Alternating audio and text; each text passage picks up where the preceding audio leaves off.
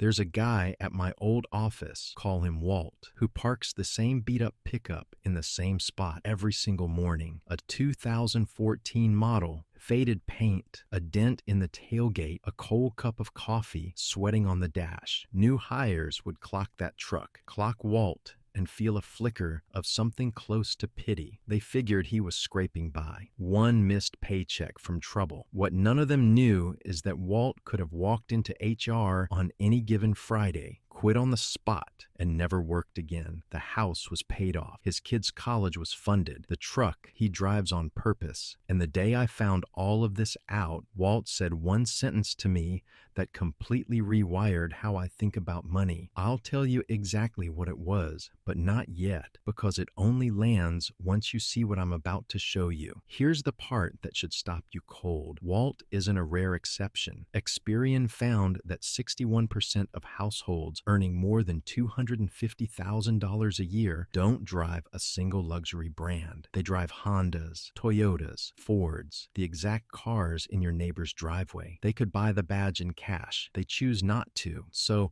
how did we end up in a country where the people who look the richest are often the most broke, while the ones quietly building real wealth go out of their way to look like they have nothing? To understand the illusion, you have to look at who's actually sitting in that shiny SUV idling next to Walt, because the answer is worse than you'd guess. According to Bank of America's data, nearly a quarter of all American households are living paycheck to paycheck heading into 2026. The detail underneath is the one that rearranges everything. Even among higher income households, roughly 1 in 5 finishes the month with almost nothing left. The exact people we assume have it figured out are running on fumes. Now here's the twist that should change how you read every flashy car you see this week. The average new car payment just hit a record $770 a month, and nearly 1 in 5 new car loans now carries a payment over $1,000.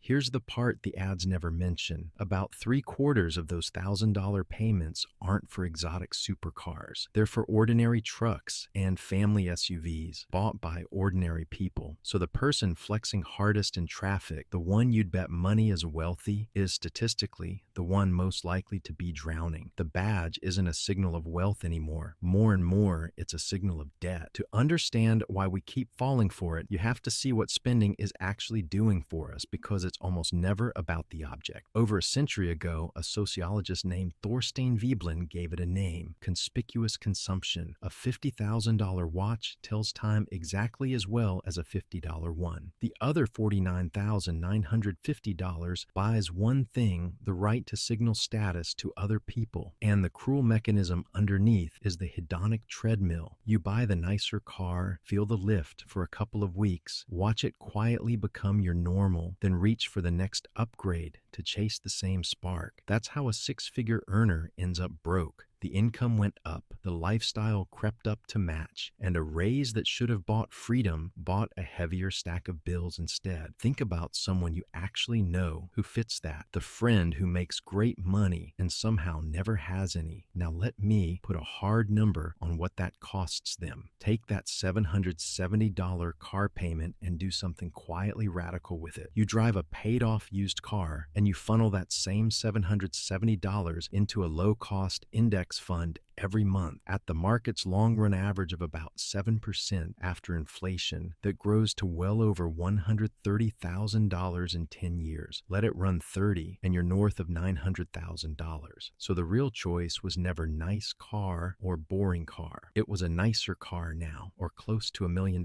later. And the younger you are when you see this, the more brutal the gap becomes, because that luxury car quietly bought a decade of extra working years and handed the bill to a future version of you who never got a vote. So now I want you to do something uncomfortable. Look at your own street. That house with the boat in the driveway and 2 new trucks out front is no longer obviously the rich house. It might be the most leveraged household on the block, one bad quarter from selling everything at a loss. And the neighbor in the paid-off older car whose patio furniture has lasted 15 years, that might be the millionaire. You cannot tell from the outside, and that is the entire point. Here's the cleanest way I know to hold it. Income is the water coming through the faucet. Wealth is the water you actually keep in the tank. You can have a huge faucet, a massive salary, and a tank with a crack in the bottom, spending every dollar as fast as it pours in. You look rich and own nothing. And I'm not lecturing you from a mountaintop here. I spent years with a cracked tank, financing my image instead of my freedom. I learned this the slow way, which is exactly why I'm trying to hand it to you the fast way. So what do the genuinely wealthy actually do? It's almost boring, and that's why it works. In the research behind The Millionaire Next Door, most real millionaires spent about 1% of their net worth on their car. The typical one paid around $31,000, bought used, and drove it into the ground. Even more telling, roughly 69% never averaged 6 figures of household income in a single year, and about 80% built their wealth themselves instead of inheriting it. This was never a story of giant salaries. It's ordinary incomes meeting unusual discipline. And that brings me back to Walt's sentence, the one I promised you at the start. The day I asked him how he pulled it off, he just shrugged and said, "I stopped paying to look rich so I could afford to actually be rich." That's it. That's the whole game. And once you hear it, you can't unhear it. You can even see it at the very top. Billionaires photographed driving old Hondas. Their wealth shows up as freedom and options, never as a logo on a hood. Let me make it concrete with 2 people you've probably worked beside, 2 coworkers, hired the same week, same role, same starting salary. The first celebrates by leasing the car that matches the title and signing for the apartment that stretches the budget to its edge, always a half step ahead of every raise. From the outside, he's the one winning. The second keeps the car he already owned, splits a modest place, and rotes a fifth of every paycheck into investments before the money ever touches his checking account. For years, he looks like the one falling behind. Then a recession hits, and the company announces layoffs. Both get the same envelope on the same morning. The first, the one who looked successful, has almost nothing saved and a stack of payments that don't pause just because the income did. Within weeks, he's taking the first job that calls on whatever terms it offers. The second has a cushion deep enough to breathe. He takes a few months, turns down 2 offers that aren't right, and accepts the one that is on his own timeline. Same salary the whole way through. The only difference was that one spent a decade buying the appearance of wealth, and the other spent that same decade buying the real thing. Once that clicks, the strategy stops feeling like sacrifice and starts feeling like a cheat code. So here are 3 moves you can start this week. First, decouple your income from your identity. When your income rises, hold your lifestyle steady and send the difference straight into investments automatically the day you get paid, before it ever feels spendable. A raise isn't permission to upgrade who you are. It's a chance to widen the gap between what you earn and what you live on, because that gap is what turns into freedom. Second, decide what enough looks like before the money arrives. High earners stay trapped because they never set a finish line, so every raise just shoves the target further out. Name your number and let every dollar past it build the tank. Third, drive it till it dies, and extend that patience to almost everything you own. Before any purchase, estimate how many times you'll actually use the thing and divide the price by that number. A $200 jacket worn twice costs $100